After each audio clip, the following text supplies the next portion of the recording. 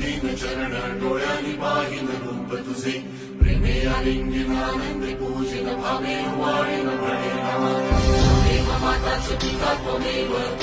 बंधुश्च सखा त्वमेव विद्या धनं त्वमेव सर्वं मम देव कायेन वाचा